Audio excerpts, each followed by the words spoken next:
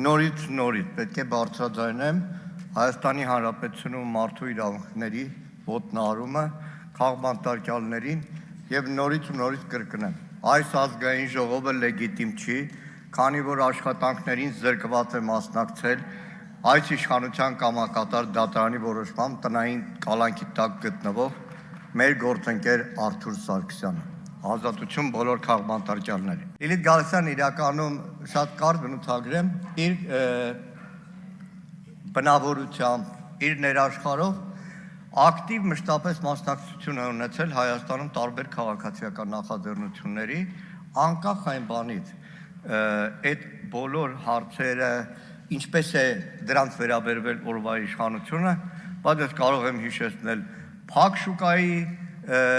քանդման դեմ ակցիաները, տարբեր հասարակական նախաձեռնություններ եւ այդ առումով նա երբեք կաշկանդված չի եղել, անկախ այն բանից, որ իր կուսակցությունը եղել է մի պահ իշխանության մաս կամ չի եղել։ Եվ այս առումով կարծում եմ, որ Լիլիթ Գալստյանը շատ օգտակար դերակատարություն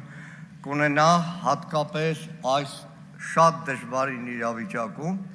երբ որ իրականում ամեն քայլափոխի մենք բախվում ենք մեր երկրում մարդու իրավունքների ոտնահարման, քաղաքական հետապնդումների, քաղաքական ձերբակալությունների, քաղաքական հաշվեհարդարների, տարբեր դրսևորումների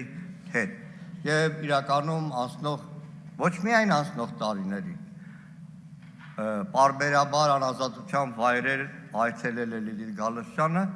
այլ այդքան շատ, որ խոսում եք 2008 թվականի մարտի 1-ից հետո, Լիլիթ Գալստյանը անկախ ունեցած քաղաքական արմատական տարբերություններին